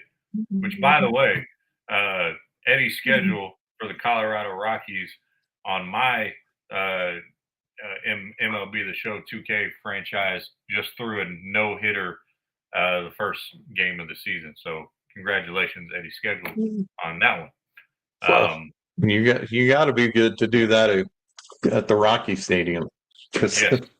We just won the World Series last year, so just FYI. All right, there's the snubs. I want to really. You ready for another commercial to take a break? All right, fine. We'll take a commercial. Promote easy leadership. Go ahead. You know you like watching Sharon. Have you heard of the DISC communication tool? Yes, most people in business have. But there is a new tool out there that is tailored for leadership teams. It is called the DISC Work of Leaders and focuses on 3 main areas: vision, alignment, and execution. This amazing assessment is not just a game changer. It is a business strategy necessity if you want to create sustainability. Let's be honest, a lot of executives spend many hours in HR dealing with people issues, and that happens because of reactive leadership. If you are sitting in HR trying to figure out what happened after the fact, then you are not able to concentrate on running your department or business, and it steals your time. Email us or call. It's free to talk about it and learn how to become proactive in your leadership. Big or small, we have a plan to build on your strengths and an action plan for your challenges. Join Eddie Schedule, our CEO and founder, for a quick video on what a report does for you. Head over to our website and scroll down to see this amazing video of the DISC Work of Leaders tool. Thank you for watching, and we look forward to hearing from you. What did you say her name was? Sharon. Sharon. Sharon. She's always sharing things. She's sharing. So, you know. Ain't no one listening to what she says. We're all looking at her fake boobies. Let's just be honest. Sorry, that's the whiskey talking. Love you, honey. Anyways, easy leadership. Y'all do some crazy, amazing stuff. Very similar to the VetMat stuff, but you guys actually expanded into relationships, to career paths, to leadership principles. So if I missed anything, and we do a lot of work for anybody who has any students out there looking to figure out what their career choices are. Take a look at our Berkman assessment for that. We've got some new assessments coming out that we're building on our own. There's a couple of free ones on the website. Go check it out. You can find out your leadership style for free right now because they're gathering feedback on how that goes. Eventually that is going to cost money, but right now you can take it for free. Find out what your leadership style is. So head over to easyleadership.com. All right, just off the cuff, you know me all my life since I was hatched. Well, at least 6 months after I was hatched. You were defending our freedom for the first 6 months of my life. what's my leadership just off the cuff? What do you think? Pure leadership style? Yeah, just Well, just throw it. it's more of a coach. Coaching, being a coach is a leadership style. But I would say you definitely dabble in being a servant leader for sure. But yeah, we probably need to get you over there so you can look at what all those different styles are, because Probably do. I also think what we're trying to help people do is be able to adapt their leadership style. Because when you talk about there's visionary, democratic, servant, transformational coaching, autocratic, transactional, situational, and then the one that I cannot pronounce the French name, which is like the guy who runs Virgin, where it's all about employees first. You know what I got to But say about the those- French? F them. Oh yeah, I don't. Anyways. Don't. All right. Yeah, it's. Well, I will say this. You mentioned the coach part of it. I texted the guys today. It was supposed to be an open gym today. There wasn't, and I had a random text. Folks, I have decided. This is not planned, by the way. I have decided to walk away from education. I think God's leading me on a different path, and I'm excited what all that holds. And so ultimately, I'm taking a leap of faith here in the next phase of my life. So I may have the coach style. I'm not changing the name on my Twitter and my TikTok and all that because I earned that title, coach. But I will miss being called coach on a daily basis. And I want to say thank you to all the students, all the players that I've had the privilege to teach and coach throughout these past 16 years. And but something else is calling me to move on to a new path. And yeah, so and just because you're mentioning students and things that we forgot to mention, so I'm going to say thoughts and prayers to all the people who went through the flooding here in Texas, and the unfortunate loss of life to all those young folks. Very fortunate that some were found, but it was just a very scary situation. And I will say, there were players like, I'll say him, he's a Philadelphia Eagle, Jalen Hurts showed up down there. Dak Prescott showed up down there. CD showed up down there. And they didn't put that all over, so look what I'm doing. It was because people saw them there, that they were seen. So, but ultimately, thoughts and prayers to so much loss of life and people who are suffering because of all that. It's such a crazy disaster. So I just want to make sure we mention that since we're it's going to be off topic, and well, it's on topic of what you're saying versus off topic of sports.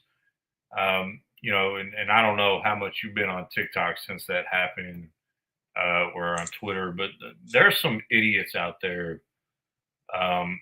promoting, saying that these girls deserved it. I know there was that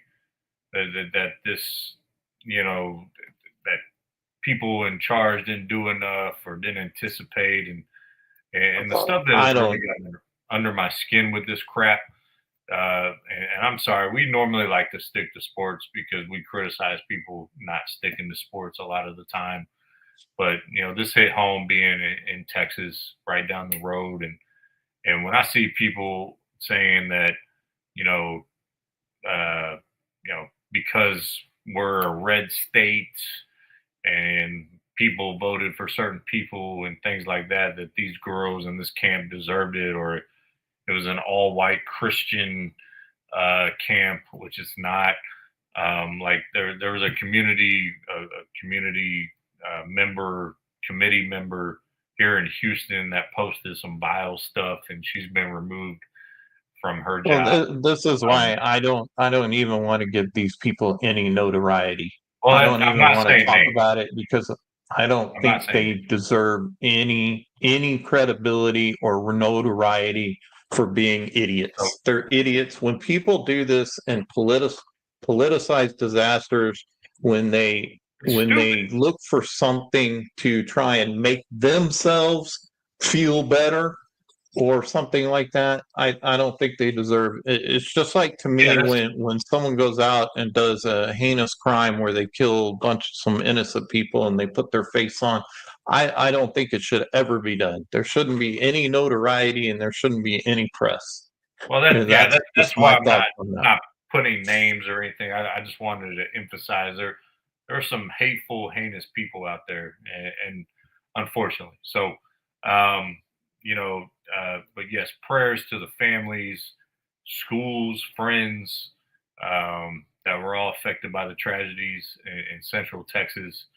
And good on those players that you mentioned to get down there, and I think it speaks volumes to those players' character that they didn't use it to further their platform. I, I always, I've never liked, like, I know it's good to be aware of what players do in the community and charities and things of that nature.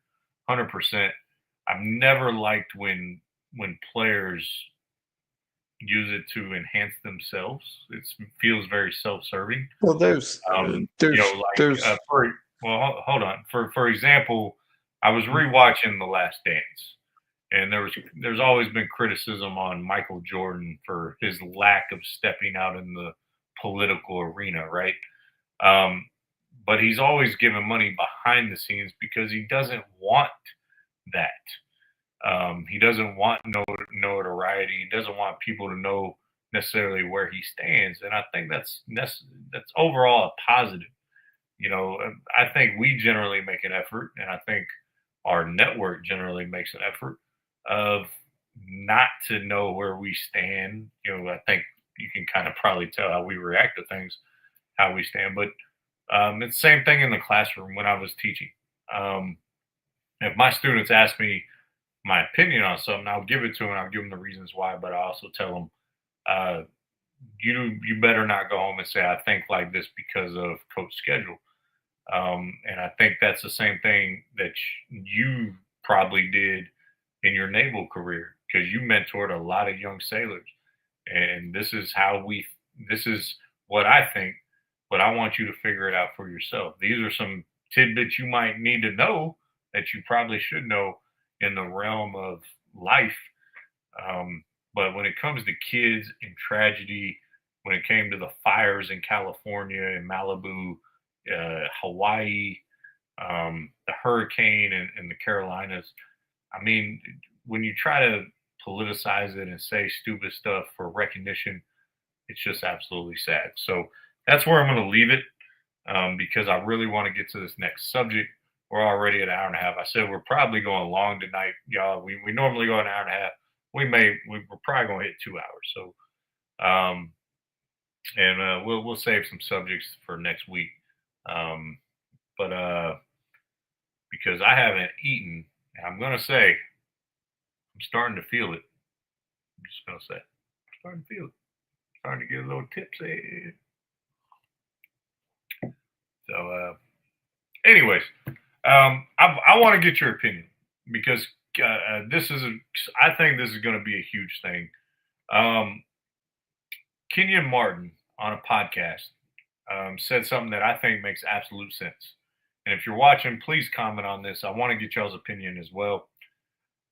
Are sports, all sports, becoming elitist? So, Pops, while you're processing that question, are sports becoming elitist? Traditionally, if you think of your traditional elitist sports, you're thinking golf takes a lot of money to play. Tennis traditionally takes a lot of money to get trained and play at these clubs. I'm going to say our little brother who played an expensive sport that I'm sure you're going to talk about, hockey, I think is an elitist sport, especially here in the States and in the South, because it ain't cheap. And I'm sure you can speak to that. But with the advent of AAU and travel baseball and travel softball and 7-on-7 teams and football, our sports at the youth level and the high school level becoming elitist and leaving out potential talent pools of kids who can't afford it. That's my question. So I guess the premise of your question is saying that it's only for elitists Yeah, it's for to be people able who can to afford enjoy it. it. People who can afford to pay the money to travel across the country to play on these teams, to afford ice time, to those type of things. Because at the end of the day, I think in the scenario that I'm talking about, Kenyon Martin talks about how they came up and played was like how I came up and played. I wasn't part of the AAU circuit. I played at the playground with grown men, with older kids, and oftentimes I was the only white dude on the basketball court. I think this is a major issue in American sports on that every sport now is becoming elitist, becoming a situation where you got to have money to progress your skills. Even football. Football now has wide receiver coaches and footwork. And, we got one here local called the Footwork King, and one of my former basketball players who played football as well. He goes to Florida because he put a ton of time. I mean, there's some attachment there with the quarterback that plays there, but he put the time in and worked his ass off when it came to becoming a wide receiver. And so I think it's becoming all sports are becoming, if you don't have money to pay to continually progress, you're not going to progress, because the guys at the basketball court aren't at the basketball court anymore. They're playing at the AAU circuit. You know what I mean? There's not that opportunity to get better at the local court anymore. So I think all sports are becoming, you have to have money to be good. And I agree with Kenyon Martin. Well, I don't think this is anything new. I mean, the NFL, it's been this way for a long time. I mean, the Super Bowl has been something that, unless you are a rich son of a gun and have a lot of money, you will never see a Super Bowl in your life, because you can't, unless you watch it on TV, obviously, but you're not going to be able to go because you're paying thousands of dollars for tickets just to sit there and watch a game.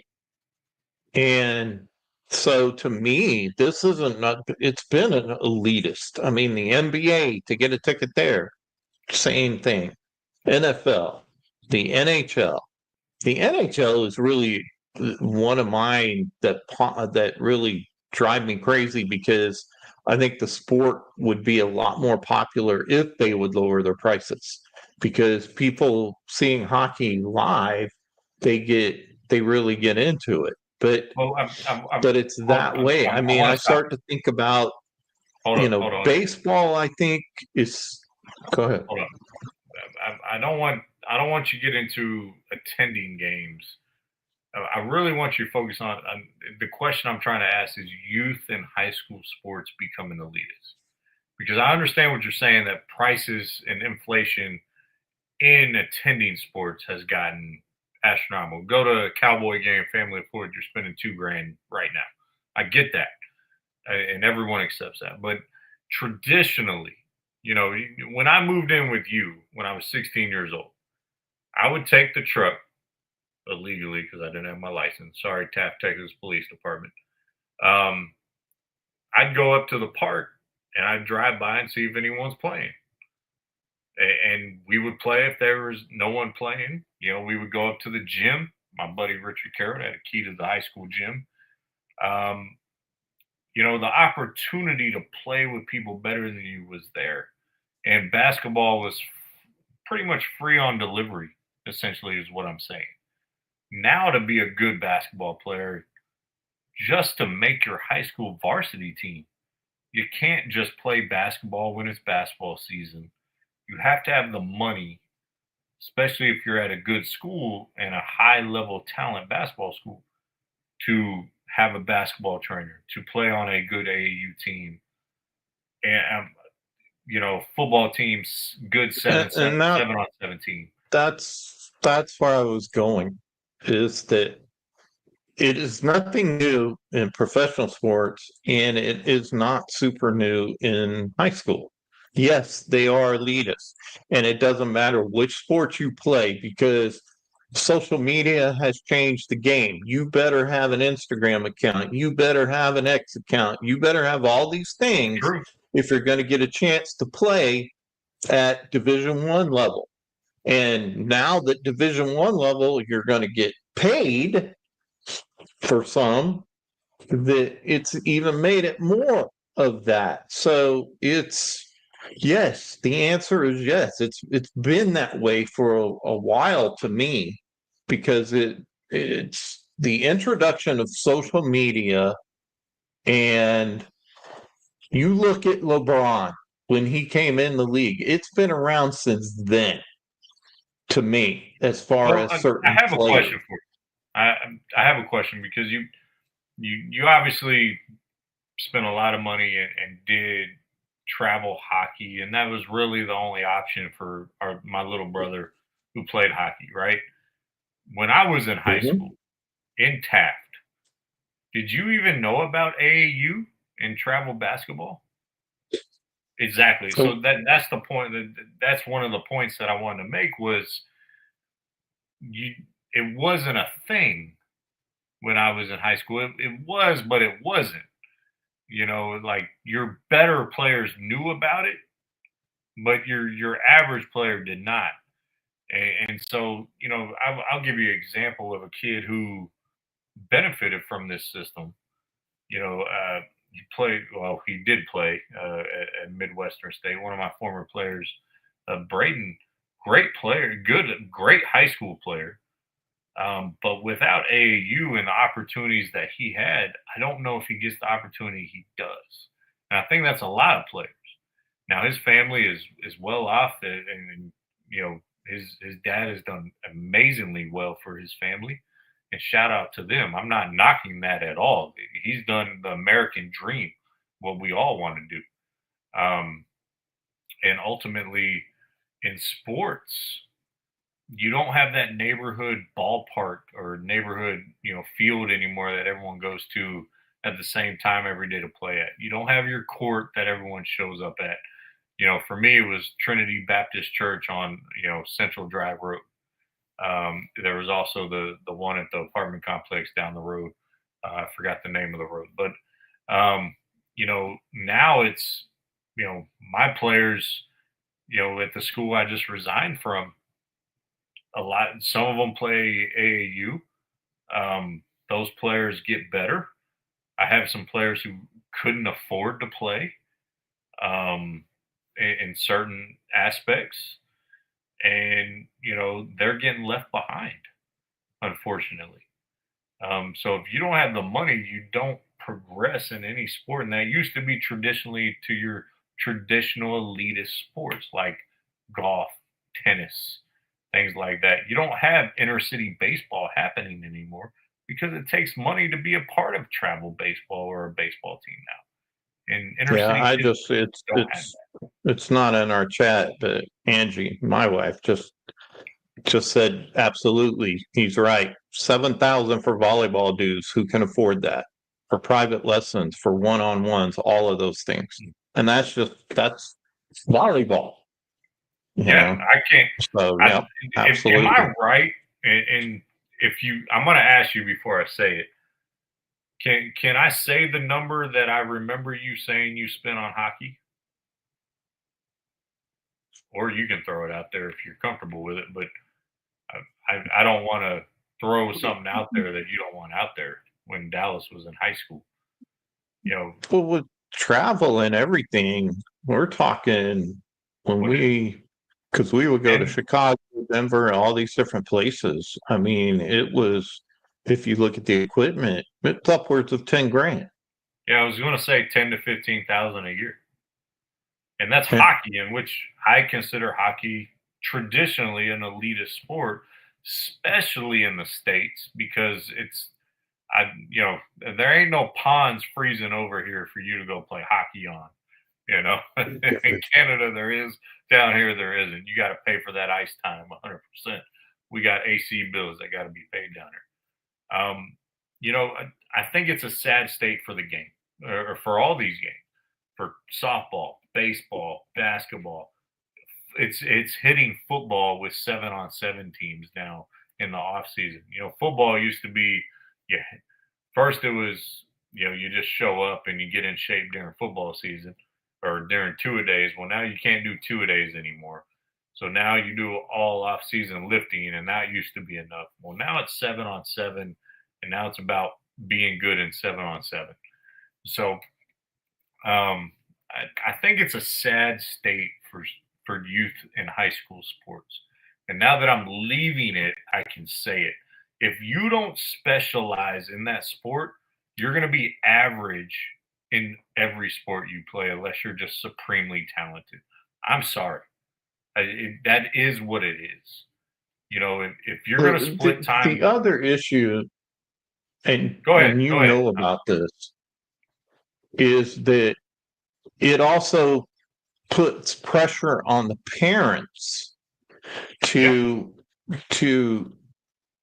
push for their kid to do certain things that, to me, it takes away from the fun of what it was with just playing the game and just loving the game.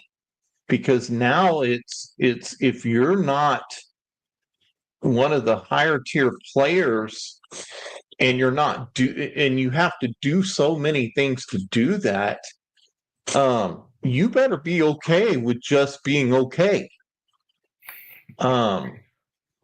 Yeah. And so it's added all new pressure to these kids. It's added all new pressure to the parents. And unfortunately, now that they're getting paid in college, it's going to get worse. Unfortunately, and that was it's the going to next get point worse. I was going to get to is there's even more pressure now with NIL because now you can legally make money. And now a lot of these parents see their kid as the ticket to retirement.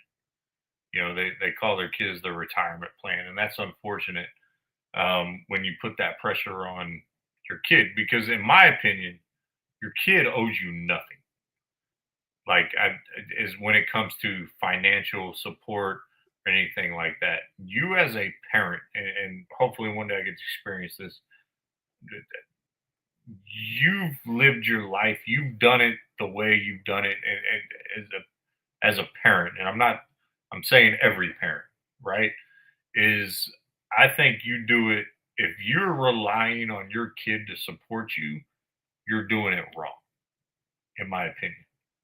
Right. So now, with that being said, Pops, if I win the lottery, I'm retiring you. Just know that. If I came into money, your ass is retired, and we're just going to do this podcast every day for the hell of it, right? But there's parents that look at their kid who has a little bit of talent as a retirement plan, we're going to finish this. So, it's an interesting. You know this. There's some parents who look at their kid and their kid ain't got no talent, and they think they do. and it's sad 100%. when they think they're pushing them up there. Why ain't my kid playing or whatever? Because your kid sucks. That's a whole different subject for another day. I could spend a whole hour and a half on that shit. And I got some of the greatest advice from Coach Schramm over at Lake Creek when I had to take over in the middle of the season as the head coach when our head coach had to resign. And he said, and I had a hellacious meeting with this family. My acting assistant, I brought him up from the junior high, Coach Batain, great dude, love that guy. And after that meeting with this kid and his family, he was like, I don't look at them the same. And the best advice I gave to Patain, and I hope he remembers this, And the best advice I got some of the best advice I got in my coaching career was, when it comes to people's kids, don't trust the parents ever, because they're not about the program, they're about their kids. And so this particular family was a new money family. You know, I don't want to get into that. That would be a whole different thing. But anyways, high school youth sports is elitist. And it's getting worse. And kids with money are going to have even a greater advantage of kids who don't have money with a little bit of talent, who could have cultivated that talent to be really good, whether that's on the high school level, the youth level, the college level. And, you know, there's two kids on a team I coach that, you know, could be a part of something, but are being held back because, you know, mom and dad are working 2 or 3 jobs just trying to put food on the table and can't send them to tournaments. And that's okay. I'm not knocking the parents. They're working their ass off to provide for their kids.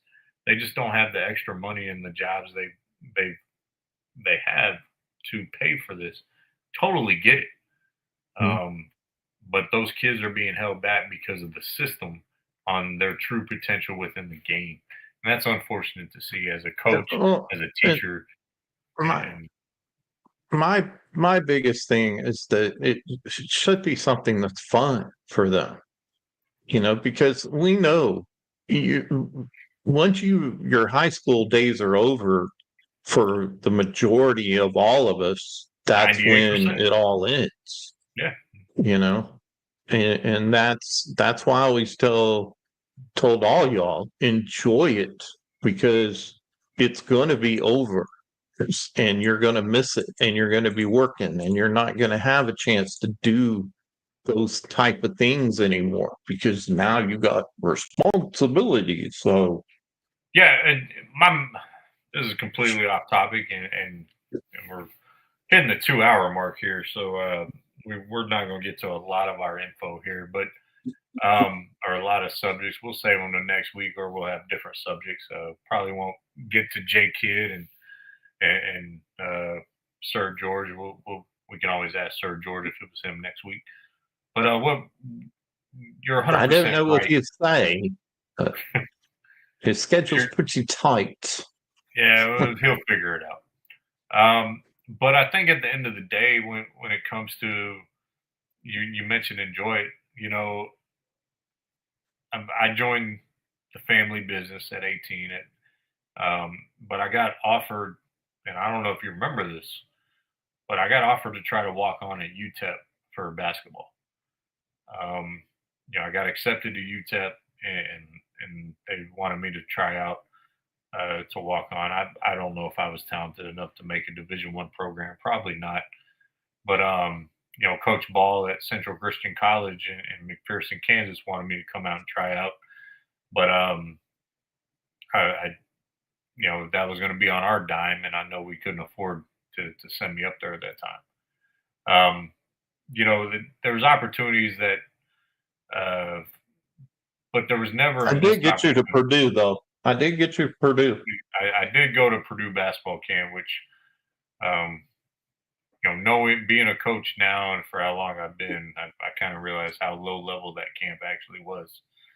But I went with my buddy who went every year. So, but going to Indiana and that experience was incredible. So I don't regret that trip at all.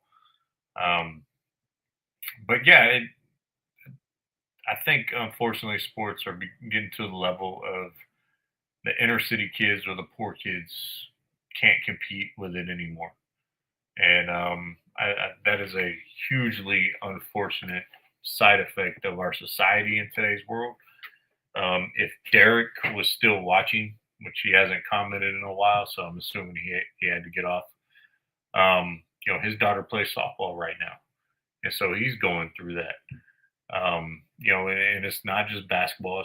It's baseball, it's softball, it's tennis, it's golf, it's football, it's volleyball, as you mentioned, it's hockey. It's every sport, to where if you have the money to pay for all this, it's become elitist. And I know we probably had some people tune out on this subject because it may have hit home, But this is a real sports subject that I think a lot of parents and a lot of people need to recognize that it's happening in our society. And yes, we like to talk pro sports on the show, and we holler, especially DFW market. But this is a subject that it's like politics, and you're going to understand what I mean by that. Everyone focuses on the presidential race, but the most important politics you vote on are the local ones that affect your lives on a day-to-day basis. And so these sports, these high school level youth sports, all that stuff affect. If you have kids, it's going to affect you. And so, as a former coach that has just walked away from the profession in education, I'm telling you, it's going to be hard. And unless you're just supremely talented, a Division I type talent, it's going to be hard to compete. And if you're not planning on spending that money, your kid's going to ride the bench. I'm sorry, but that's just how it is. So, well, let's wrap that one up. Because I got to be honest, this is still going down, and I'm getting tipsier and tipsier.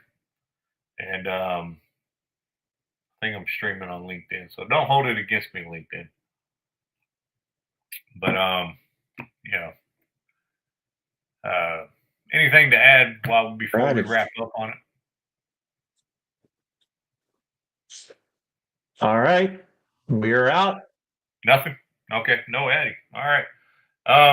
No. But, hold on. I do have one. We do have one segment I can get to real quick.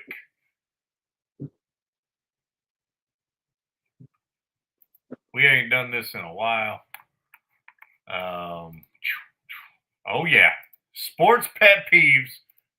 I'm trying to get a good. There we go. That one's better. Didn't know which background to use. Sports pet peeves is back, ladies and gentlemen. I have one that I've never talked about before. I don't know if you have anyone for this segment, but hell nah. Oh, hell nah. My newest sports pet peeve is all of these college basketball programs announcing on Twitter, we're on the road recruiting. We're on the road. No one gives a shit if you're on the road recruiting. That's your job. You don't need an announcement to say you're doing your job.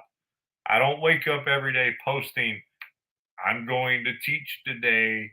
I'm going to work today. It's stupid. Stop putting Twitter post or X post on, we're on the road today, unless you're the Arizona State coach because you are beautiful. But other than that, don't like it. Sports pet peeve. Okay. I don't have any today. You don't have any? All right, we'll go back here. All right. Nope.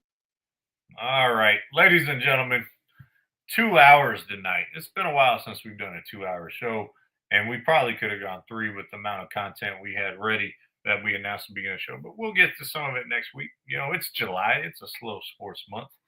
But we appreciate y'all tuning in, whether it was the whole show, whether it was the beginning, whether it was right now, whether it was the middle.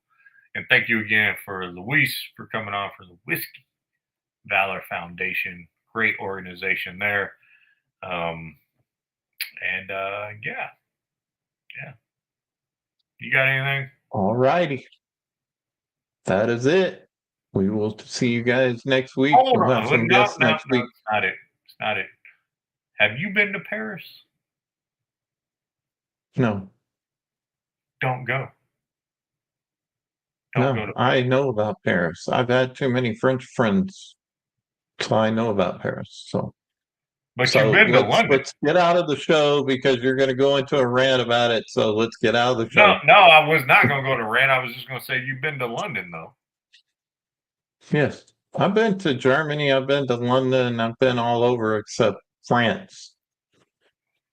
I've stepped foot in France, but I didn't stay very long. In your extensive travel experience, what's been your favorite place? What? What's been your favorite You place cut you out. traveled to in your extensive travel experience? Well, Hawaii is still my favorite place to go, even though that's the United States. If I say out of the United States, it's going to be Singapore on the west coast, and then over in Europe, it's going to be Sicily and Italy. All right. Well, we'll say Asia for Singapore and Europe for Sicily, Italy. All right. Well, I can tell the old man's getting tired. I got to go finish this on my own because I'm going to say something dumb, probably. But we love y'all. Peace, and we're out.